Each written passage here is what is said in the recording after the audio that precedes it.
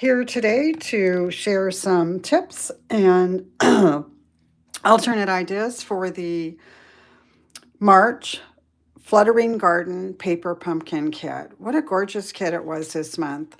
So it made a total of 9 cards, 3 different designs. Here's the flyer, and then let me show you the actual cards. The kit goes together fairly well. I'm going to show you a couple of little tips, though, that might make it a little bit easier. Here's another one. And then here is the last one. And my family loves hummingbirds, especially my parents. So I'm really excited about this kit. My parents are going to really like receiving some of the cards that I'm going to be mailing to them in the next few months. Okay, so on this one, I'm going to give you a couple of tips. Here's the stamp set that we got to go with the kit. And I've already taken this large one out. I wanted to show you how it fits on the D block because it's a little tricky. You have to go in on the side and then it fits just perfect. And then our ink spot this month is a basic gray. So my usual tip, leave one end attached. On this one, in order to get a really good inking, you're going to have to take your little spot and then tap it all over. So if you lay your stamp on its back and then just go over, tap it over and cover it really well, then you'll get a pretty good ink coverage on it. We also got this free stamp. March is Paper Pumpkin's anniversary or birthday month, so you won't use this for any of your projects unless you change things up a bit, but it is a beautiful stamp set. I love this. Wishing you a happy anniversary, the font, birthday wishes, and then of course the hummingbirds. I don't have any hummingbirds in my collection right now, so this is pretty cool for me. Okay, now this one I'm going to give you a few tips on. I have not done my entire kit this time because I'm actually going to share my kit with one of my customers who we had a little mishap and she's not going to get a kit. So I felt really bad about that. So I didn't do all of my kit this month because I'm going to give her these. And so that means you have a little less alternates, but that's cool. So just to kind of show you how this looks, it comes with this circle so that you can see where to lay this out. So like I said earlier, you're going to ink it all up and then you're going to stamp it here, then re-ink it, and then stamp it over here again. So opposite sides. And then the die with the words on it just covers it, and then the hummingbirds, they cover the kind of empty area, and then you just throw a couple of the gems in, 5 of them. So that's a tip on that one. Let me put this away. And then the next one, this one's very similar. This one uses this stamp as well as this little one. And so what I did on this is I just laid the card out and I stamped this down here. Then I turned it around and stamped it up here. And then I stamped the other stamp just right down in here. And everything covers up really well. So if you don't get yours laid out just exactly like that, it's okay. You just move your hummingbird and your sentiment around a little bit.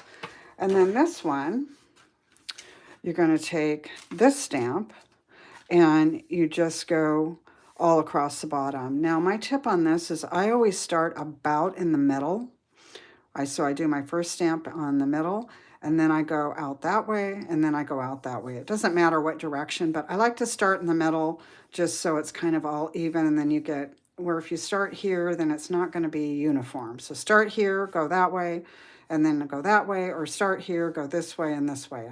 Then you'll get somewhat of a uniform look. So I hope those tips help you. Okay, let's talk about some of the alternates that I did do. And like I said, I don't have that many this month because I'm sharing my kit, but that's all good. So here is one. Now what I did on this one is I cut the card base down to 4 and 5 1/4, and then I remounted it after I stamped it on a piece of peach pie cardstock, and then I colored in the wreath or the swaggy stuff using my blends. And I just used Old Olive and then Peach Pie, I think is what I used. So that's the only thing I did there. I thought that really added a lot by coloring those in. If you use the blends, it does bleed through on the back.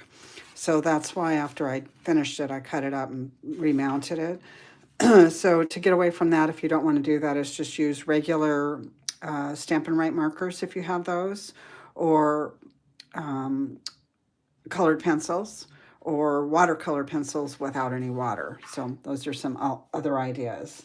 All right, here's another one that I did.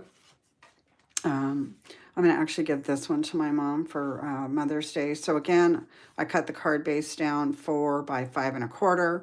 I use the add-on die kit, which is called Beautiful Blooms Dies. I know several of you got this. There's this one label die in here. I'll show it to you real quick. Unfortunately, these dies are now sold out. So we're at the end of the quarter, and I don't remember exactly when they sold out, but it's been a while. So this is the die I used on this one. And then it's mounted on basic gray cardstock, and then everything else is from the kit. And that's going to be my mama's Mother's Day card. I think she'll really like it. Okay, I'm going to get these. I've got a couple more samples for you.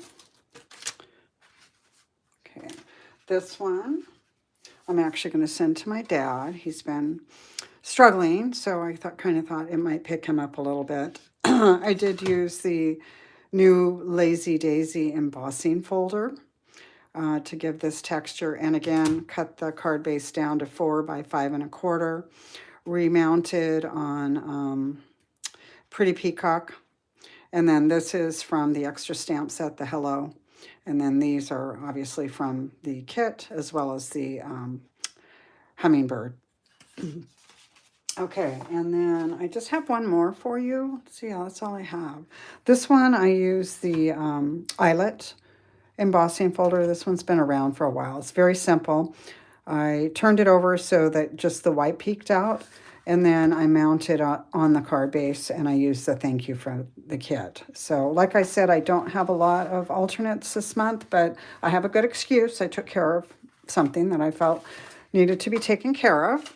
Let's talk about next month. So next month would be April, and the kit is called Lakeside Retreat. And it is male themed, so it's going to be great for those of us like me that struggle with guy cards. It is called Lakeside Retreat. It's going to make 9 cards, 3 designs. It's coming with, this is exciting, a Peaceful Pine Spot. So Peaceful Pine is one of the new in colors that's being released in May. So that's really cool. The coordinating colors are Balmy Blue, Misty Moonlight, Old Olive, Peaceful Pine, Pecan Pie, and Pool Party. And the kit coordinates with the Waterside Retreat Suite that is available right now online. So if you are not a current subscriber and you'd like to get the May kit, you need to subscribe by April 10th. The kit is $29 plus your local tax. If you don't have tax in your state, then it's just $29. Mine usually runs me around $31.50, something like that. Again, if you need any help getting subscribed, let me know. I'm happy to help you. Then just one more little thing that I wanted to remind everybody, we're winding down these catalogs. So we've got our annual catalog and our mini catalog. Last day to order for both of them is May 4th. Many things are on low inventory, and some things will go out of stock before the catalogs actually end. So I always encourage everyone to order sooner rather than later.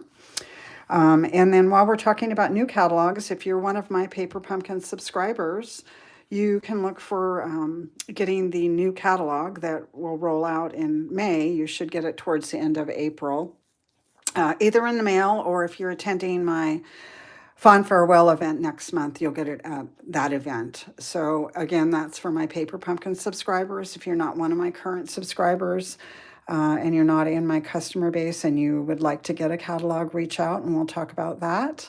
Also, I did post in my blog, as well as I sent an email out a couple weeks ago. Stampin' Up! Is changing their catalog. The way they do their catalogs, we're going to have 3 a year and just one at a time. So I think that's going to be nice. They're going to be in between the annual and the mini, so bigger than the mini, but not as big as the annual. And they will be good for 4 months at a time. So our first one will roll out in May, and that will be good through August. And I'm excited to see that change. Sometimes it's hard keeping up with 2 catalogs at a time. Okay, so if you have any questions about catalogs or Paper Pumpkin, feel free to reach out. I'm happy to help you. Have a really blessed spring day, and I will see you next month with more Paper Pumpkin fun. Take care.